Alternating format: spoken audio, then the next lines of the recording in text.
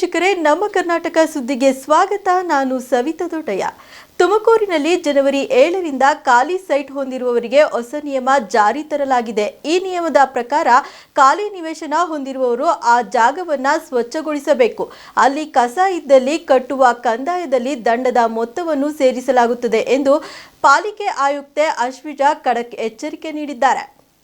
ತುಮಕೂರಿನ ತಮ್ಮ ಕಚೇರಿಯಲ್ಲಿ ಸುದ್ದಿಗೋಷ್ಠಿಯೊಂದಿಗೆ ಮಾತನಾಡಿದ ಅವರು, ತುಮಕೂರಿನಲ್ಲಿ 1,15,000 ಸೈಟ್ಗಳಿದ್ದು 50,000 ಖಾಲಿ ನಿವೇಶನಗಳಿವೆ. ಖಾಲಿ ಸೈಟ್ನಲ್ಲಿ ಕಸ ಹಾಕುತ್ತಿದ್ದು ಗಿಡ ಗಂಟೆಗಳು ಬೆಳೆದು ಹಾವುಗಳು ಹೆಚ್ಚಾಗಿದೆ ಎಂಬ ದೂರುಗಳು ಹೆಚ್ಚು ಬರುತ್ತಿದ್ದವು. ಹಾಗಾಗಿ ನಾವು 50,000 ಸೈಟ್ಗಳಿಗೆ ನೋಟಿಸ್ ನೀಡಬೇಕೆಂದಿದ್ದೇವೆ. ಅದಕ್ಕೂ ಮುನ್ನ ನಿಮ್ಮ ಸೈಟ್ ಸ್ವಚ್ಛ ಮಾಡಿ, ಇಲ್ಲವೇ ನೀವು ಕಟ್ಟುವ ಕಂದಾಯದ ಮೊತ್ತದ ಜೊತೆ ದಂಡದ ಹಣವನ್ನು ಸೇರಿಸಲಾಗುತ್ತದೆ ಎಂದು ತಿಳಿಸಿದರು. ತುಮಕೂರು ನಗರದಲ್ಲಿ ಒಟ್ಟಾರೆ 1,15,000 ಪ್ರಾಪರ್ಟಿ ಐಡಿಸ್ಗಳಿದ್ರೆ ಅದರಲ್ಲಿ ಸುಮಾರು 50,000 ನಮಗೆ ವೇಕೆಂಟ್ ಸೈಟ್ಗಳೇ ಸಿಗ್ತವೆ.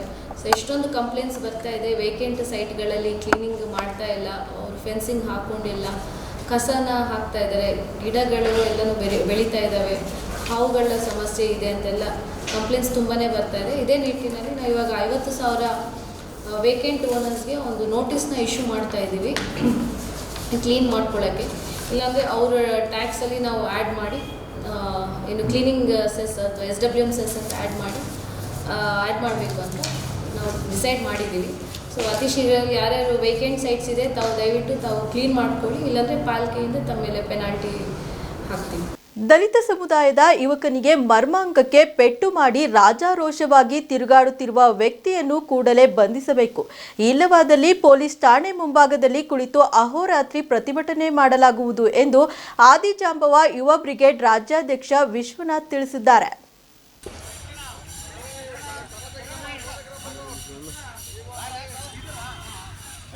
ದಲಿತ ಸಮುದಾಯದ ಯುವಕನಿಗೆ ಮರ್ಮಾಂಗಕ್ಕೆ ಪೆಟ್ಟು ಮಾಡಿ ರಾಜಾರೋಷವಾಗಿ ತಿರುಗುತ್ತಿರುವ ವ್ಯಕ್ತಿಯನ್ನ ಕೂಡಲೇ ಬಂಧಿಸಬೇಕು. ಇಲ್ಲವಾದಲ್ಲಿ ಪೊಲೀಸ್ ಠಾಣೆ ಮುಂಭಾಗದಲ್ಲಿ ಕುಳಿತು ಅಹೋರಾತ್ರಿ ಪ್ರತಿಭಟನೆ ಮಾಡಲಾಗುತ್ತದೆ ಎಂದು ಆದಿಜಾಂಬವ ಬ್ರಿಗೇಡ್ ರಾಜ್ಯಾಧ್ಯಕ್ಷ ವಿಶ್ವನಾಥ್ ತಿಳಿಸಿದರು.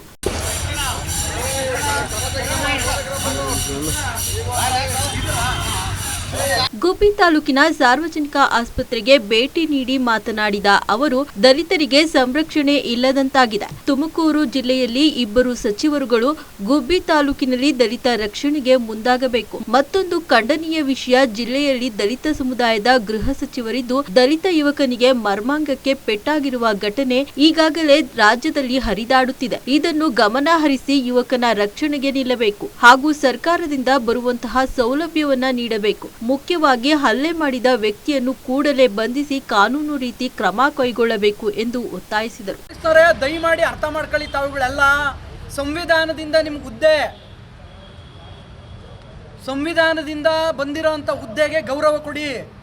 ನೀವು ಎಕ್ಸ್ಟ್ರಾ ಏನು ಮಾಡಬೇಡ್ರಿ. ಕಾನೂನು ಒಳಗಡೆ ಏನಿದೆ ಅದನ್ನು ಮಾಡಿ, ಕಾನೂನ ಪಾಲನೆ ಮಾಡಿ. ಇದುವರೆಗೂ ಅರೆಸ್ಟ್ ಆಗಿಲ್ಲ. ದಯಮಾಡಿ ಆ ವ್ಯಾಪ್ತಿಗೆ ಬರೋವಂಥ ಇನ್ಸ್ಪೆಕ್ಟರ್ ಆಗಿರ್ಬೋದು, ಸಬ್ ಇನ್ಸ್ಪೆಕ್ಟರ್ ಆಗಿರ್ಬೋದು, DYSPಗಳಾಗಿರ್ಬೋದು, ದಲಿತರ ಬಗ್ಗೆ ಕಾಳಜಿ ತೋರಿಸಿ. ನೀವೇನು ಕಾಳಜಿ ಸುಮ್ಮನೆ ತೋರಿಸ್ಬೇಡಿ, ಅದು ನಿಮ್ಮ ಧರ್ಮ. ಮುಜುಗರ ಆಗ್ತೈತೆ ಅಂದರೆ ಅದನ್ನ ಗಡೀಪಾರು ಮಾಡಿ ಅವನ್ನ ಫಸ್ಟ್ ಅರೆಸ್ಟ್ ಮಾಡಿ ಶಿಕ್ಷೆ ಗುರಿಪಡಿಸಿ. ಅದಾದ್ಮೇಲೆ ಗಡೀಪಾರು ಮಾಡೋಣ ಅವನ್ನ.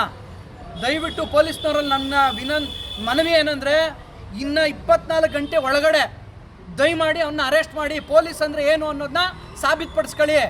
ಎಲ್ರಿಗೂ ಪೊಲೀಸ್ ಬಗ್ಗೆ ಡೌಟ್ ಬರೋ ಥರ ನಡ್ಕೊಬೇಡಿ. ಇದು ನನ್ನ ರಿಕ್ವೆಸ್ಟ್, ದಯಮಾಡಿ ಅರ್ಥ ಮಾಡ್ಕೊಳ್ಳಿ. ನೋಡ್ರಿ, ನಾನು ಹೋಮ್ ಮಿನಿಸ್ಟರ್ ಸಾಹೇಬ್ರಿಗೆ ಪರ್ಸ್ನಲಿ ಮತ್ತು ನಮ್ಮ ಸಂಘಟನೆಯಿಂದ ಏನು ಕೇಳ್ಕೊತೀನಿ ಅಂದರೆ, ಹೋಮ್ ಮಿನಿಸ್ಟರ್ ಸಾಹೇಬ್ರೆ ದಯಮಾಡಿ ತಾವು ಆತನ ಅರೆಸ್ಟ್ ಮಾಡಿಸಲೇಬೇಕು. ತಮ್ಮ ಇಲಾಖೆಗೆ ತಾವು ಇನ್ಸ್ಟ್ರಕ್ಷನ್ ಮಾಡಿ 24 ಗಂಟೆ ಒಳಗಡೆ ಆತ ಅರೆಸ್ಟ್ ಆಗಲೇಬೇಕು. ಆತನಿಗೆ ಅರೆಸ್ಟ್ ಮಾಡಿ ಜೈಲಿಗೆ ಕಳಿಸಿ, ಶಿಕ್ಷೆ ಆಗಬೇಕು. ಇದನ್ನು ಮಾಡಲಿಕ್ಕೆ ತಾವೇನಾದರೂ ವಿಫಲರಾದರೆ ಆದಿಜಾಂಬವ ಯುವ ಬ್ರಿಗೇಡ್ ತೀವ್ರ ಹೋರಾಟ, ಕಾನೂನಿನ ಮೂಲಕವೇ ಹೋರಾಟ ಮಾಡ್ತೀವಿ. ಮುಂಬರುವ 2028ರಲ್ಲಿ ನೀವು ನಿಮ್ಮ ಗೆಲುವು ಯಾವುದೇ ಕಾರಣಕ್ಕೂ ನಾನು ಗೆಲ್ತೀನಿ ಅನ್ನೋದನ್ನ ನೀವು ಇಟ್ಕೊಳ್ಳೋಕ್ಕೆ ಹೋಗ್ಬೇಡ್ರಿ. ನಿಮ್ಮ ಸೋಲು ಕಟ್ಟಿಟ್ಟ ಬುತ್ತಿ. ನಾನಿದು ಮೊದಲನೇ ಬಾರಿ ಹೇಳ್ತಾ ಇಲ್ಲ, 3 ರಿಂದ 4 ಇನ್ಸಿಡೆಂಟ್ ಆಗಿದೆ. ನಿಮ್ಮ ಜಿಲ್ಲೆಯಲ್ಲಿ ಯಾವ ನೈತಿಕತೆ ಇಟ್ಕೊಂಡು ನೀವು ಎಲೆಕ್ಷನ್ಗೆ ಬರ್ತೀರಿ? ಮುಂದೆ ನೀವು ಬಂದರೂ ಗೆಲ್ಲಲ್ಲ. ದಯಮಾಡಿ ಫಸ್ಟು ದಲಿತರ ಸೇವೆ ಮಾಡಿರಿ. ದಲಿತರ ಸೇವೆ ಮಾಡಿದ್ರೆ ದಲಿತರು ನಿಮ್ಮ ಹತ್ರ ಹುಡುಕೊಂಬರ್ತಾರೆ ಎಲೆಕ್ಷನ್ ನಿಲ್ಲಿ ಅಂತ. ನೀವೇನು ಕಂಟೆಸ್ಟ್ ಮಾಡೋ ಅವಶ್ಯಕತೆ ಇಲ್ಲ. ಇದೆಲ್ಲ ನಮ್ಮ ಪೂರ್ವಿಕರು ಮಾಡಿದ್ದಾರೆ. ಹಾಗಾಗಿ ದಯಮಾಡಿ ಅದನ್ನು ಕಂಟಿನ್ಯೂ ಮಾಡಿ. ಇಲ್ಲಾಂದರೆ ನಿಮ್ಮ ಸೋಲು ಕಟ್ಟಿಟ್ಟ ಬುತ್ತಿ. ಇದನ್ನು ಎಚ್ಚರಿಕೆ ಆದರೂ ಅಂದ್ಕೊಳ್ಳಿ, ರಿಕ್ವೆಸ್ಟ್ ಆದರೂ ಅಂದ್ಕೊಳ್ಳಿ. ನಿಮ್ಮ ಮನಸ್ಥಿತಿ ಹೆಂಗೈತೋ ಹಂಗೆ ಅಂದ್ಕೊಳ್ಳಿ ಪರಮೇಶ್ವರ್ ಸಾಹೇಬ್ರೆ. ಪೊಲೀಸ್ ಇಲಾಖೆ ಪ್ರಕರಣ ದಾಖಲಾಗಿ 2 ದಿನಗಳು ಕಳೆದರೂ ಹಲ್ಲೆ ಮಾಡಿದ ವ್ಯಕ್ತಿಯನ್ನ ಬಂಧಿಸುವಲ್ಲಿ ವಿಫಲರಾಗಿರುವುದು ಬೇಸರದ ಸಂಗತಿ. ಮಾನ್ಯ ಗೃಹ ಸಚಿವರು ದಲಿತ ಸಮುದಾಯದವರಾಗಿದ್ದು, ದಲಿತ ಯುವಕನಿಗೆ ಸವರ್ಣೀಯ ವ್ಯಕ್ತಿಯಿಂದ ಹಲ್ಲೆಗೊಳಗಾಗಿ ಆಸ್ಪತ್ರೆಯಲ್ಲಿ ಚಿಕಿತ್ಸೆ ಪಡೆಯುತ್ತಿರುವ ವ್ಯಕ್ತಿಯನ್ನ ವಿಚಾರಣೆ ಮಾಡುವುದಕ್ಕೆ ಬಾರದೆ ಇರುವುದು ಬೇಸರ ತಂದಿದೆ. ಮತ್ತೊಂದೆಡೆ ತಾವು ಗೃಹ ಸಚಿವರಾಗಿದ್ದು ಕೂಡಲೇ ಪೊಲೀಸ್ ಇಲಾಖೆಗೆ ಹಲ್ಲೆ ಮಾಡಿದ ವ್ಯಕ್ತಿಯನ್ನು ಬಂಧಿಸುವಂತೆ ಖಡಕ್ ಸೂಚನೆ ನೀಡಬೇಕು. ಇಲ್ಲವಾದಲ್ಲಿ ಮುಂಬರುವ ದಿನಗಳಲ್ಲಿ ಪ್ರತಿಭಟನೆ ಮಾಡಲಾಗುವುದು ಎಂದು ಎಚ್ಚರಿಕೆ ನೀಡಿದರು. ಆದಿಜಂಬಾಯಿ ಬ್ರಿಗೇಡ್ನ ತುಮಕೂರು ಜಿಲ್ಲಾಧ್ಯಕ್ಷರು ಇವತ್ತು ಗುಬ್ಬಿಲಿ ಏನು ಘಟನೆ ನಡೆದಿದೆ ತುಂಬ ಮನಸ್ಸಿಗೆ ನೋವಂಟು ಮಾಡಿದೆ. ಆ ದೀಪವನ್ನು ಹುಡುಗಂಗೆ ಮರ್ಮಾಂಗ ಒದ್ದು ಇವತ್ತು ಅಂಬೇಡ್ಕರ್ ಆಡ್ನ ಹಾಕಿದ್ದ ಅನ್ನೋ ಕಾರಣಕ್ಕೋಸ್ಕರ ಒದ್ದಿ ಈ ಥರ ಎಲ್ಲ ಘಟನೆ ನಡೆದಿದೆ. ಆದರೂ ಯಾವುದೇ ರೀತಿ ಕ್ರಮ ಕೈಗೊಳ್ಳದೆ ಇಷ್ಟು ದಿನ ಅಧಿಕಾರಿಗಳು ಸುಮ್ಮನವ್ರೆ. ಇನ್ನು 24 ಗಂಟೆಯಲ್ಲಿ ಅರೆಸ್ಟ್ ಮಾಡಿ ಅಂತ ಹೇಳಿ ನಾನು ವಿನಮ್ರಯ ಮನವಿ ಮಾಡ್ಕೊತಾ ಇದ್ದೀನಿ. ಅವ್ರ ಹತ್ರ ಅವ್ರಿಗೆ ನ್ಯಾಯ ಕೊಡಬೇಕು ಅಂತ ಕೇಳ್ಕೊತಾ ಇದ್ದೀನಿ. ಈ ಸಂದರ್ಭದಲ್ಲಿ ಪಾಂಡುರಂಗಯ್ಯ, ಗುಬ್ಬಿ ತಾಲೂಕು ಸಂಚಾಲಕರು, ಹಿರಿಯ ಹೋರಾಟಗಾರರು ಬಸವರಾಜ್ ಮರುಶೆಟ್ಟಿಹಳ್ಳಿ, ಶಿವನಂಜಪ್ಪ ಚೇಳೂರು, ನರಸಿಯಪ್ಪ ಲಕ್ಕೇನಹಳ್ಳಿ, ಆದಿಜಾಂಬವ ಯುವ ಬ್ರಿಗೇಡ್ ಜಿಲ್ಲಾಧ್ಯಕ್ಷ ಕೆಂಪರಾಜು, ಮೌರ್ಯ, ಹೇಮಂತ್, ದಿನೇಶ್, ಮನು, ಕೀರ್ತಿರಾಜ್ ದೊಡ್ಡಗುಣಿ, ಕಡಬ ಶಂಕರ್, ಕುಂದರನಹಳ್ಳಿ ನಟರಾಜ್ ಹಾಗೂ ಮುಂತಾದವರು ಉಪಸ್ಥಿತರಿದ್ದರು. ದಾಖಲೆ ಕೊಡಿ ಎನ್ನುತ್ತಿದ್ದೀರಿ. ಇಲ್ಲಿ ನೋಡಿ ಮುಖ್ಯಮಂತ್ರಿ ಸಿದ್ದರಾಮಯ್ಯನವರೇ, ನಿಮ್ಮ ಕೋಟಿ ಗ್ಯಾರಂಟಿ ಸರ್ಕಾರದ ಲೂಟಿ ಸಾಕ್ಷಿಗುಡ್ಡೆ. ಪತ್ರಿಕೆಯವರೇ ನಿಮ್ಮ ಸಾಕ್ಷಿಗುಡ್ಡೆಯ ಸಾಕ್ಷಾತ್ಕಾರ ಮಾಡಿದ್ದಾರೆ ಎಂದು ಕೇಂದ್ರ ಸಚಿವ ಎಚ್ ಡಿ ಕುಮಾರಸ್ವಾಮಿ ತಿರುಗೇಟು ಕೊಟ್ಟಿದ್ದಾರೆ. ಈ ಕುರಿತು ಸಾಮಾಜಿಕ ಮಾಧ್ಯಮ ಎಕ್ಸ್ನಲ್ಲಿ ಪೋಸ್ಟ್ ಮಾಡಿರುವ ಅವರು, ನಿಮ್ಮ ಸರ್ಕಾರ ಗುತ್ತಿಗೆದಾರರನ್ನು ಎಷ್ಟು ನಿರ್ಲಜ್ಜವಾಗಿ ಸುಲಿಗೆ ಮಾಡುತ್ತಿದೆ ಎನ್ನುವುದಕ್ಕೆ ಈ ಸಾಕ್ಷಿಗುಡ್ಡೆ ಸಾಕ್ಷಿ ಸಾಲದೆ. ಮುಖ್ಯಮಂತ್ರಿಗಳೇ, ಚೊಂಬು ಹಾಕಿ ಹಂಡೆ ಹೊಡೆದವರು ಎನ್ನುವಂತೆ ಗ್ಯಾರಂಟಿ ಹೆಸರಿನಲ್ಲಿ ಬಿಡುಗಾಸು ಕೊಟ್ಟು ಕೋಟಿ ಲೂಟಿ ಮಾಡುತ್ತಿದ್ದೀರಿ. ಗುತ್ತಿಗೆದಾರರ 32 ಕೋಟಿಯಷ್ಟು ಬಿಲ್ ಬಾಕಿ ಬಿದ್ದಿದೆ. ಈ ಬಾಕಿ ಮೇಲೆ ನಿಮ್ಮ ಪರ್ಸೆಂಟೇಜ್ ಕರಿನೆರಳು ಕೂಡ ಬಿದ್ದಿದೆ. ಸಾಲ ಸೋಲ ಮಾಡಿ ಕಾಮಗಾರಿ ಮಾಡುತ್ತಿರುವ ಗುತ್ತಿಗೆದಾರರು ದಯಾಮರಣಕ್ಕೆ ಅರ್ಜಿ ಬರೆಯುತ್ತಿದ್ದಾರೆ ಎಂದು ಟೀಕಿಸಿದರು. ಎಸ್ಸಿ ಎಸ್ಟಿ ಶಾಸಕರು ಮತ್ತು ಸಚಿವರಿಗೆ ನಾಳೆ ಸಂಜೆ ಔತಣಕೂಟ ಏರ್ಪಡಿಸಲಾಗಿದೆ. ಬೇರೆ ಯಾರಿಗೂ ಆಹ್ವಾನ ಇಲ್ಲ ಎಂದು ಗೃಹ ಸಚಿವ ಡಾಕ್ಟರ್ ಜಿ ಪರಮೇಶ್ವರ್ ಸ್ಪಷ್ಟಪಡಿಸಿದ್ದಾರೆ.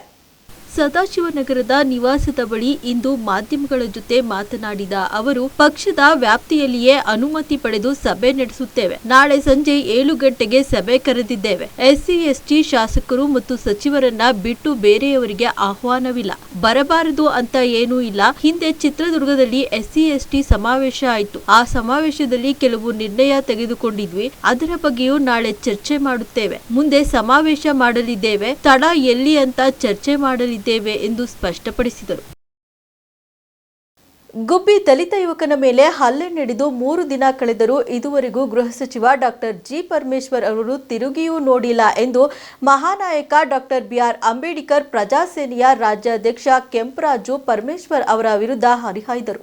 ಮೊನ್ನೆ ನಡೆದ ದಲಿತ ಯುವಕನ ಮೇಲಿನ ಹಲ್ಲೆಯನ್ನ ಖಂಡಿಸಿ ಮಾತನಾಡಿದ ಅವರು, ದಲಿತ ಯುವಕನ ಮೇಲೆ ಹಲ್ಲೆ ನಡೆದು 3 ದಿನ ಕಳೆದರೂ ಗೃಹ ಸಚಿವ ಡಾಕ್ಟರ್ ಜಿ ಪರಮೇಶ್ವರ್ ಅವರು ದಲಿತ ಯುವಕನ ಆರೋಗ್ಯ ವಿಚಾರಿಸಿಲ್ಲ.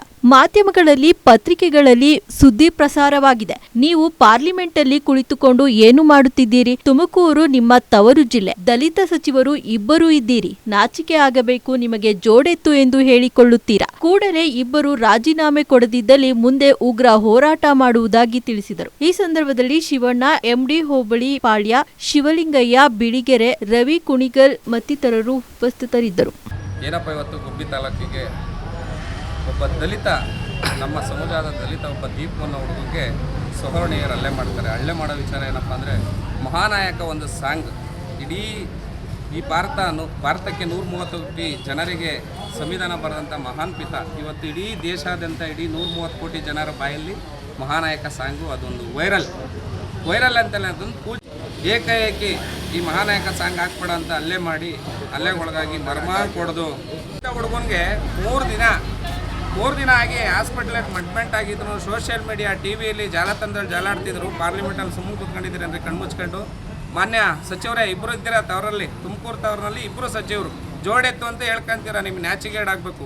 ದಿನನಿತ್ಯ ಅಂಬೇಡ್ಕರ್ಗೆ ಅವಮಾನ ಆಗ್ತಿದೆ, ದಲಿತರ ಮೇಲೆ ದಬ್ಬಾಳಿಕೆ, ದೌರ್ಜನ್ಯ, ಕೊಲೆ, ಸುಲಿಗೆ ನಡೀತಾ ಇದೆ, ಮಹಿಳೆಯರ ಮೇಲೆ ಅತ್ಯಾಚಾರ ನಡೀತಿದ್ರು. ಕಣ್ಮುಚ್ಕೊಂಡು ಕುಂತಿದ್ದೀವಿ. ನಿಮ್ಮ ಸರ್ಕಾರಕ್ಕೆ ನ್ಯಾಚಿಗೇಡಾಗಬೇಕು.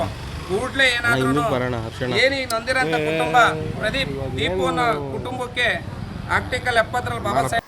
ಸೌತ್ ಸೂಪರ್ ಸ್ಟಾರ್ ಸೂರ್ಯ ಹಾಗೂ Bollywood star hero Bobby Deol ಅಭಿನಯದ ಕಾಂಗುವಾ ಚಿತ್ರ 2025ರ ಆಸ್ಕರ್ ಪ್ರಶಸ್ತಿಗೆ ಪ್ರವೇಶ ಪಡೆದುಕೊಂಡಿದೆ.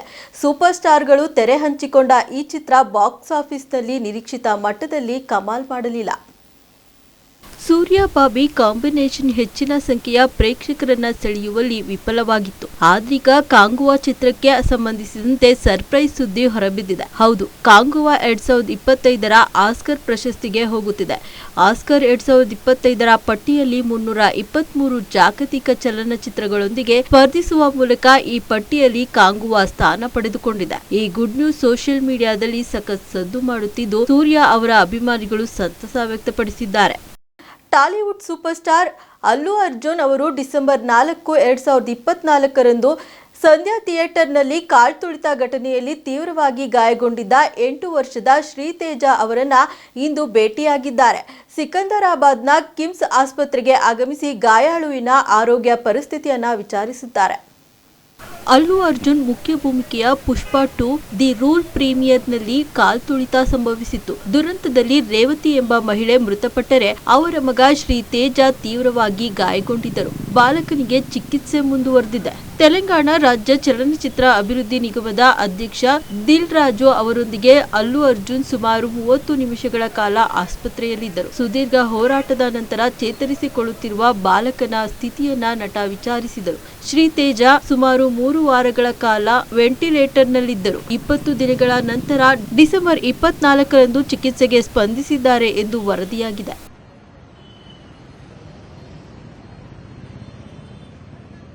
ದೆಹಲಿ ವಿಧಾನಸಭಾ ಚುನಾವಣೆ ಫೆಬ್ರವರಿ 5ರಂದು ನಡೆಯಲಿದೆ ಎಂದು ಕೇಂದ್ರ ಚುನಾವಣಾ ಆಯೋಗ ಘೋಷಣೆ ಮಾಡಿದೆ. ಮುಖ್ಯ ಚುನಾವಣಾ ಆಯುಕ್ತ ರಾಜೀವ್ ಕುಮಾರ್ ಸುದ್ದಿಗೋಷ್ಠಿ ನಡೆಸಿ ಮಾಹಿತಿ ನೀಡಿದ್ದಾರೆ. ಈ ಬಗ್ಗೆ ಸುದ್ದಿಗೋಷ್ಠಿ ನಡೆಸಿದ ಮುಖ್ಯ ಚುನಾವಣಾ ಆಯುಕ್ತ ರಾಜೀವ್ ಕುಮಾರ್, ಫೆಬ್ರವರಿ 5ರಂದು ಒಂದೇ ಹಂತದಲ್ಲಿ ಮತದಾನ ನಡೆಯಲಿದೆ. ಫೆಬ್ರವರಿ 8ರಂದು ಚುನಾವಣಾ ಫಲಿತಾಂಶ ಹೊರಬೀಳಲಿದೆ. 13,000ಕ್ಕೂ ಹೆಚ್ಚು ಮತಗಟ್ಟೆಗಳಿವೆ. ದೆಹಲಿಯಲ್ಲಿ ಒಟ್ಟು 1,24,24,858 ಮತದಾರರಿದ್ದಾರೆ. 85,49,645 ಪುರುಷ ಮತದಾರರಿದ್ದಾರೆ ಎಂದು ತಿಳಿಸಿದ್ದಾರೆ. Let me say it like this, polling officers को धमकाने की स्टेज तक लोग चले जाते हैं बोलने में, लेकिन हम रोक लेते हैं अपने आप को इसलिए कि उससे लेवल प्लेइंग फील्ड डिस्टर्ब होती है. ये जो स्टार कैंपेनर्स हैं और जो पॉलिटिकल कैंपेन में जुड़े हुए हैं, उनकी ड्यूटी बनती है कि शिष्टाचार और सभ्यता का ध्यान रखें. कोई विमेन के बारे में कुछ बोल देता है, we will be very very harsh. अगर किसी ने भी, this is our warning to the, मतलब इतना आवेश में ना आए कि महिलाओं के खिलाफ कोई गलत निकल जाए. शायद बच्चों को इस्तेमाल कर लें. Will be really harsh on them. This is our request with folded hands that